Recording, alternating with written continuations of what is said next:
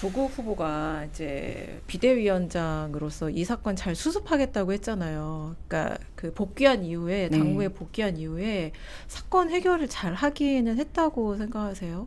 어떤가요? 뭐 피해자들과 또 연대하는 분들 그리고 강미숙 고문님이라고 처음부터 네. 저희 대리인으로 멘탈을 좀 많이 잡아주셨어요. 그래서 당내에 처음부터 훌륭한 어른들이 없었던 건 아니에요. 창준 위원장님들도 목소리를 내주셨고 또 기사화돼서 아실 수도 있는데 세종시당 전 위원장께서도 그 이강년이라는 독립투사의 손자셔서 네. 지켜내야 된다는 마음, 정의롭게 결정했는 되게 큰 분이어가지고 힘을 얻고 가는 중이었죠. 근데 그분들이 다 당무감사를 통해서 혹은 뭐 조국 대표 접견을 가서 이야기를 나눠보고 도저히 안 되겠어 하고 다 당을 떠나버리셨어요. 아니야 여기는. 그러니까 희망이 없다. 네네. 이렇게 생각을 한 거예요. 상처도 많이 입으셨고 뭐 그것만 봐도 이제 비대위가 제대로 흘러갈 거라고 생각했던 사람은 없어요. 100을 기대한 게 아니라 웬만큼이라도 해주기를. 웬만큼. 그냥 보통. 왜냐하면 정말로 혁신적인 기존에 없었던 모양의 정당을 네네. 앞세우면서 창당한 당이기 때문에 비전에 기대하는 애들도 많았거든요. 근데 이렇게 상황이 와버리니까 뭘 더 이상은 애초에 별 기대가 없었고 다만 그 비대위를 상징처럼 내세우면서 우린 이만큼 했어. 언론 플레이만 하지 않기를. 그것만 바라고 있었죠. 근데 그게 뜻대로 안 됐어요. 언론 플레이로 점철됐어요. 그 비대위는. 그러니까 실상은 그렇게 잘 제대로 수습이 되거나 처리되지 않았는데 왜냐면 어제 조국 후보는 자기가 다 이제 아마 이제 강전 대변인 한 분 빼고 그쵸. 다 피해자도 만나서 합의했다. 그리고 그 정치적 법적 책임 다 졌다 이렇게 얘기를 했는데 이게 피해자 만나서 만날 수는 있는데 그거 자체로 사건 해결은 아니잖아요. 근데 제가 나중에 필요하시면 타임라인을 드릴게요. 뭐 다른 숨어있는 피해자들도 많지만 표면으로 드러난 피해자가 일단 직접적인 피해자가 3명이었어요. 네. 그리고 간접적으로 이 피해자들에게 조력하다가 정말 크게 화를 입은 사람들도 많아요. 그건 일단 나중에 설명하기로 하고 이 3명을 첫 번째 신우석 피해자 회유하고 만나자고 하고 기자들 누구 연락 오는 거 없니? 하고 계속 연락을 취했고 결국엔 가장 먼저 조국 대표랑 만났어요. 그리고 나서 조국 대표와 공보국에서 한 건 보도자료 낸 거예요. 아마 기자방 들어가셨을 때 보셨을 거예요. 이렇게 만나서 이야기 잘 끝냈고 그리고 피해자가 2차 가해는 하지 말라고 부탁하더라. 그걸 명분으로 뭐 더팩트를 비롯해서 뭐 2차 가해에 대해 상세하게 썼던 기사 작성한 기자들 상대로 언중이 제소한 걸로 알아요. 그래서 이제 저희 쪽에선 그랬죠. 비대위에게. 기자들 잡돌이 하려고 2차 가해 언급한 거냐. 우리가 바라는 2차 가해를 막아달라는 말은 당내에서 일어나는 뭐 꽃뱀이라든지 당을 폭파하려고 일부러 이 이슈를 던졌다든지 이런 내용을 막아달라는 것이다.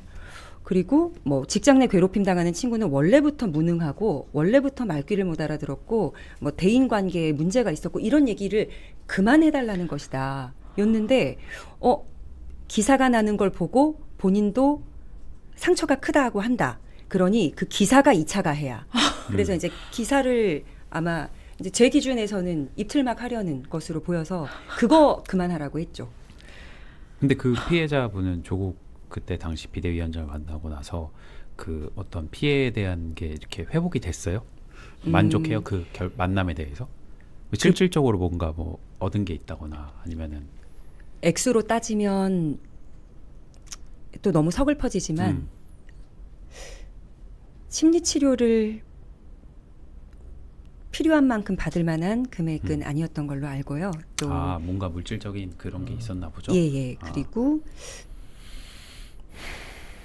지금 비슷한 공간에서 근무를 하고 있기 때문에 그러면 더 언급하기가 예, 언급을 하면 안 될 것 아. 같고 또 괴롭힘 피해자 두 번째 만난 네. 피해자는 조건이 있었어요. 사죄해달라. 그리고 어. 내가 정말로 부당하게 조사 네. 당했던 네. 그 상황에 대한 사과와 그 당시에 있었던 자료 제공해달라. 왜냐하면 여기에선 희망이 없으니 노동청으로 갈 거다. 네. 그걸 약속하고 만난 거예요. 네. 그리고 대신 언론에는 알리지 말아달라. 근데 자료 중에 이 피해자한테 필요로 한 수십 페이지의 자료는 빠진 채로 도착을 했고 그리고 만난 사실을 바로 알렸어요. 언론에. 사죄는 했나요? 가해자가? 가해자의 사죄는 못 받았죠. 왜냐하면 보도자료로 낸 게 뭐냐면 직장 내 괴롭힘 관련해서 뭐 11건 중에 단 한 건만 인정이 되었다. 그리고 그 가해자는 우리가 징계했다인데 1개월 감봉인가로 알고 있거든요. 그래서 너무 미흡한 처리, 그것으로 더 자존심이 상하고 많은 상황으로 결론을 맺었어요.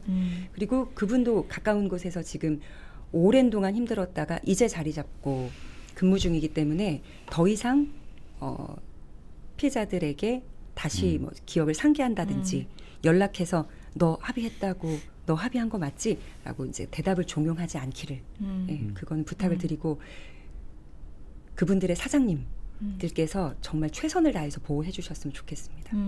그 아예 당을 떠난 또 피해자들도 있죠. 그렇죠. 당직자들 중에 이 친구들을 돕다가 기가 막혀서 혹은 그걸로 좀 트러블이 생기고 탈당해서 민주당 당직자로 활동 잘하고 있는 우리 든든한 남성 청년들도 있어요.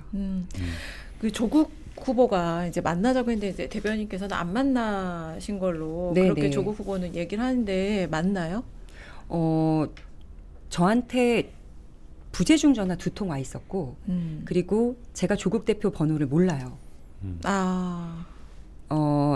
처음 바뀌기 전 번호는 알았는데 그 다음 전화번호가 바뀌고 나서 기자분들이 저한테 대표 번호 알려달라고 할 때 전 번호를 알려줬거든요. 그랬더니 그게 아니라고 하는 거죠. 그래서 당시 김보엽 대변인이 네.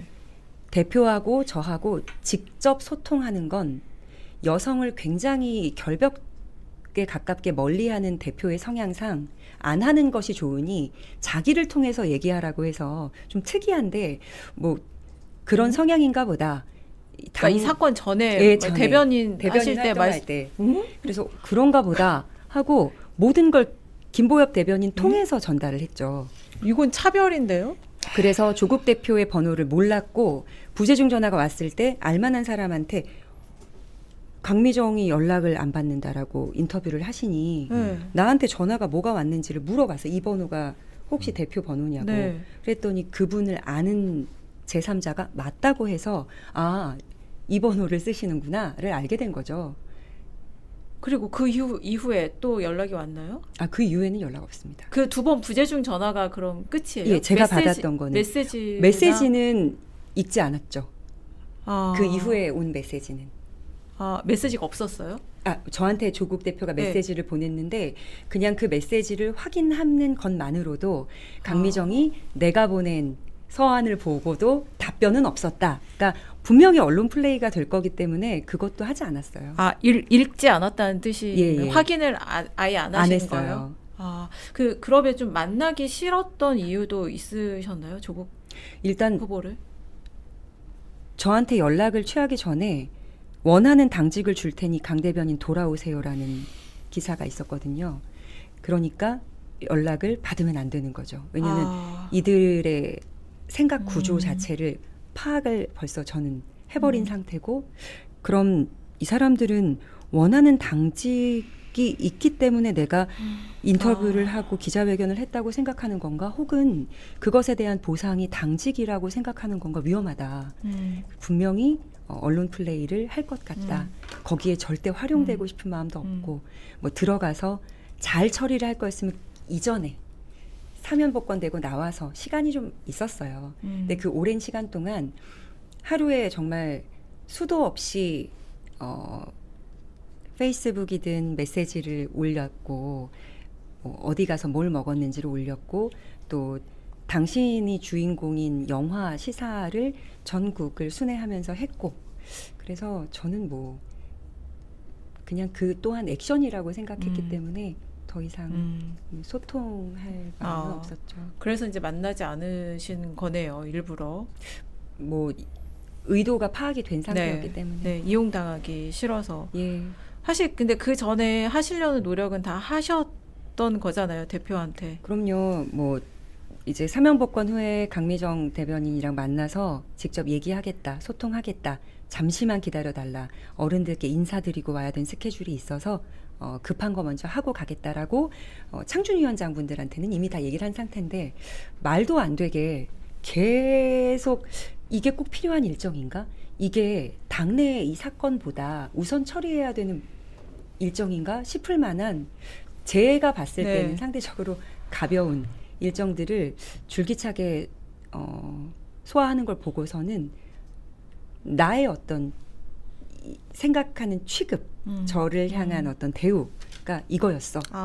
그럼 어떻게 만날 수가 없죠. 아니면 대안을 딱 가지고 네. 우리가 이만큼을 준비했으니 한번 소통해보자.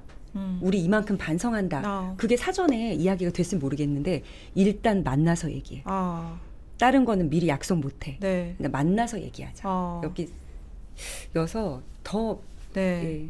사실은 이제 수감 중에도 편지를 이제 피해자들이 보냈고 그랬는데 아무런 조치가 없었고 네. 그래서 한 차례 기대가 무너졌는데 출소 후에 어쨌든 해결하겠다고 본인이 그렇게 얘기를 했는데도 빠른 시일 내에 그러니까 이 시급한 문제에 대해서 의지가 보이지 않았고 그러니까 하나씩 이제 기대가 좀 무너져가는 상황이었고 그런 상황에서 이제 언론 플레이라고 짐작되는 일들이 네네. 벌어지니까 나도 이용되겠구나 그런 생각을 하셔서 이제 맞습니다. 안 만나신 거예요. 뭐 만나자 하기 전에 여러 가지 보도들이 있었어요. 뭐 채널 A는 물론 사과하고 내리긴 했지만 강미정하고 만나기로 약속을 잡았다.